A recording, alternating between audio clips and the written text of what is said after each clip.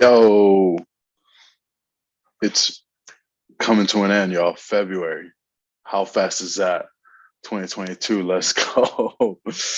Yo, I'm super pumped. Um, the market's absolutely crazy. I think all the houses are still stuck in the Long Beach port or something because there's no inventory. It's like trying to get a brand new Surface Pro from Microsoft. They 6 weeks out. It's absolutely crazy out there. Seller's market is nuts, absolutely nuts. But yo, everybody on the sales side, don't forget the market's gonna change. It's gonna change like soon, probably not. We probably got a little bit out that we're writing this out. We're pushing out like 8 to 10 pre-approvals a week, but our actual like open escrows were like at 2 a week. What is that? What kind of rookie numbers am I putting up? Yo, that's it's just with the times. And so last night I lost a lot of sleep over it. I was tripping out. I was like, what is going on? Is it me? What can I do different? What are we doing here? And that's short-sighted, right? What can we do to change today? And well, I'm at the office at 6 in the morning before everybody gets here, before people start waking up. But that's not something that I'm gonna think about right now. What I want to talk to you guys about how to get a house with 5 G's out of pocket. I used to do this. This is how I built my career. I was really good at structuring files so that our borrowers, my homies, because that's who I first got with. I wasn't in the online space yet. I was pushing out to everybody in my contacts list. I pull out my phone and just start smiling and dialing. And I only had a few contacts in there, but what I was trying to sell was call my homie and say, "Hey man, I can get you a house with like $1,000 out of pocket." Be like, what? I go, dude, get you a house with 2,000 out of pocket. And I talked to my brother this weekend, and I kind of sparked because I was talking to him, and he said, "Hey, well, I want to get a $700,000 house." I said, "Oh, this is rough. I don't know we're gonna do 700, but I gotta wait for us to do it with zero out of pocket.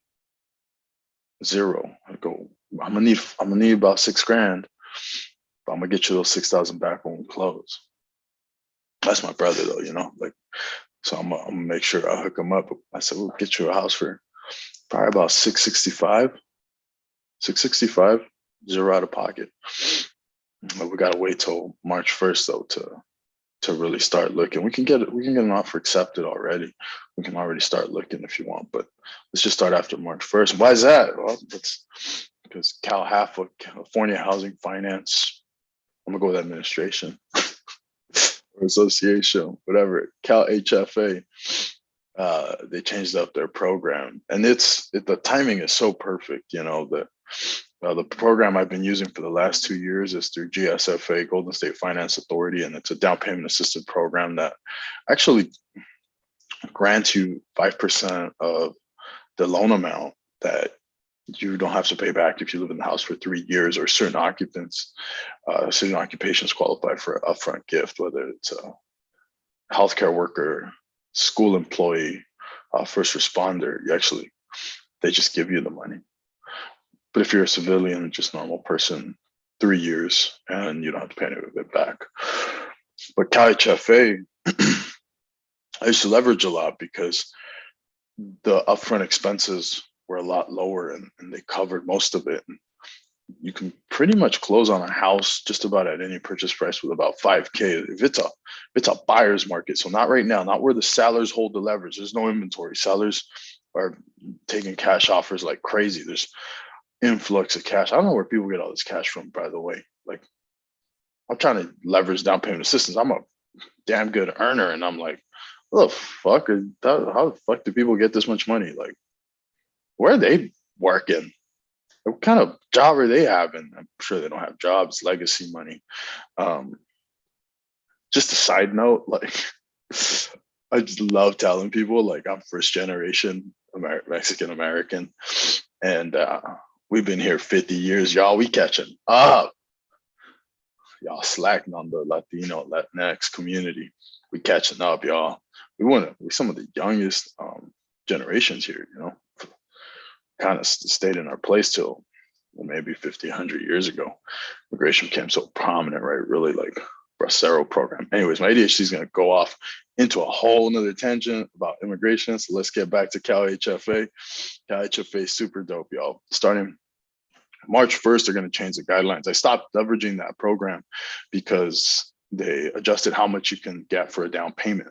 So it used to be that you can get through what they call My Home program, you can get 3.5% of your down payment covered. So if you were getting a $500,000 home, they were going to let you borrow 17.5. It was going to be a silent second, meaning you'd have to pay it back until you sold the home or try to refinance. So these you do have to pay back. They also give closing cost assistance or something called a ZIP program. They can offer 2 to 3% of the loan amount to help offset closing costs.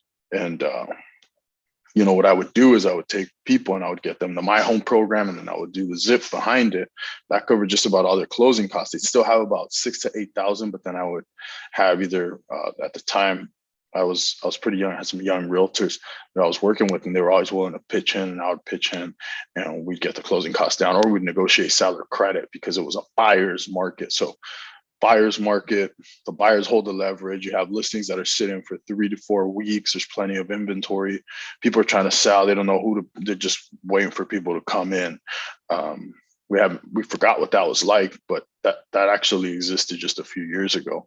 And it'll come back like at some point. It's tough to say in Southern Cal that it's ever going to be that way again. I think you hit equilibrium. To say it's going to be a buyer's market ever again, I don't know. Again, my ADHD is going crazy today, guys. Back to Cal HFA. And so what we would do is we'd ask the seller to kick in some closing costs. So we'd make an offer. Say the house was listed at 500, we'd offer 505. We'd ask them for 5K back up front. The seller was netting the same amount, and because at the end of the day, they're still getting 500,000 for their purchase, but the buyer would take the benefit of getting that 5K back. There's a whole appraisal issue that you have to mitigate, but we dealt with that pretty well. So what we're going to be doing now, because Cal HFA had adjusted guidelines, so the My Home was like 10,000 and 11,000, and they capped it at 15, which was okay, but that was like down payment for like $400,000 home.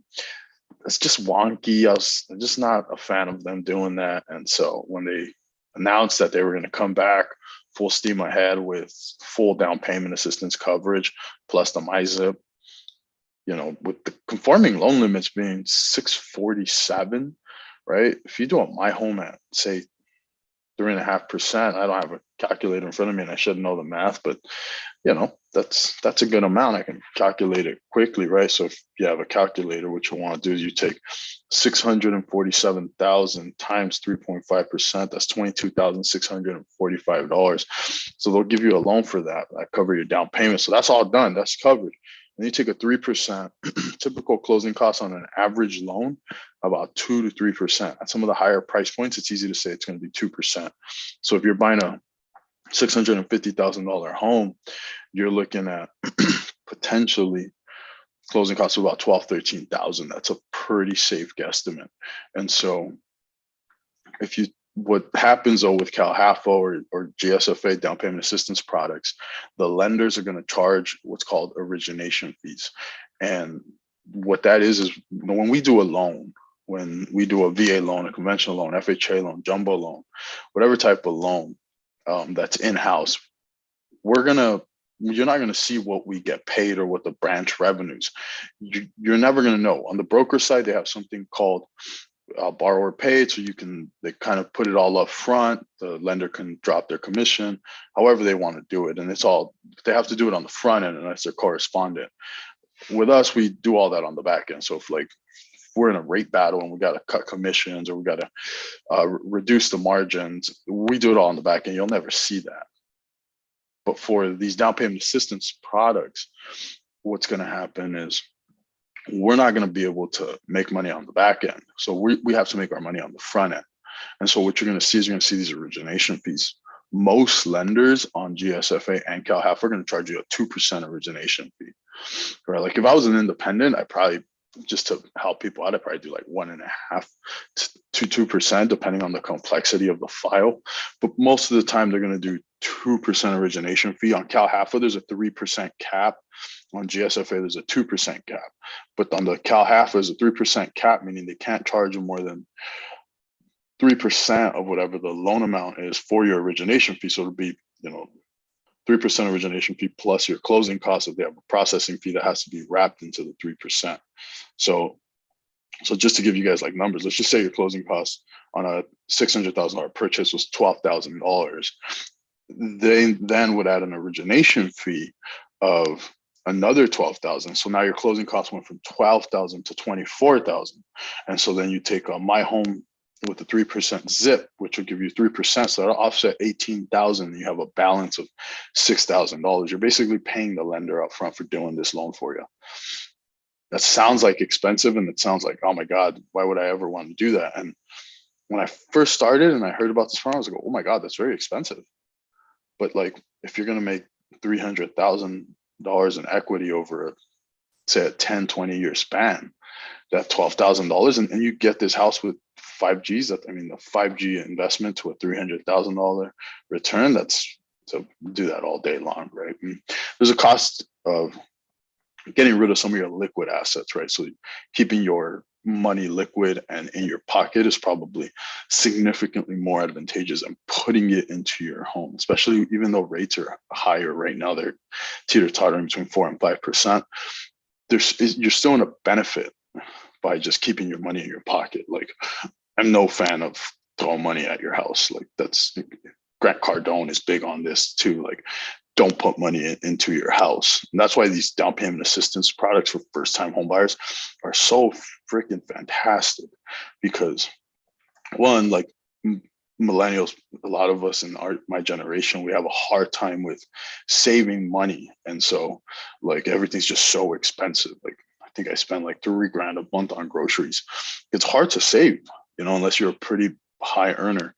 And so because of that, right? But you might be a good earner. You might be making $120,000 a year, $10,000 a month, but because of student loans, car bills, your rent is $3,200, right? It's hard. It's difficult to save. And this is where these programs really help offset that.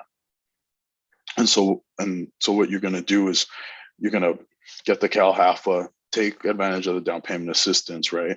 And then depending on who you're working with, like, you can, if you're in a neighborhood, right, like in SoCal, like there's probably no way you're getting seller credit for at least another few years. But if you're in a neighborhood, right, that maybe isn't as solicited and there's a bigger supply, I don't know where in the States there's isn't a supply shortage. But with that being said, then you can just leverage having those 5,000 covered by this seller.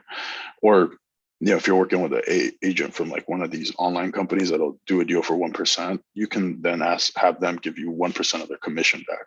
Most agents don't want to do that, and they shouldn't, because they work really hard to get you into homes, and so the seller pays them. The buyers don't pay them at all. You as a buyer have no obligation to give them any money unless they negotiate that with you. But if they do, be careful. That's a shark that you're dealing with. So it's probably in your, it's probably something you might be able to leverage up. The reason I told my brother I give zero out of pocket is because I actually have a license through the DRE, which I don't use I never use except amazing partnerships. But for him, I'll represent him as a real estate agent, and I'll give him back whatever commission I was going to make so that it could cover his closing costs. And he's also getting licensed, so it might be a situation where he just waits to get licensed and then he covers his own closing costs through his.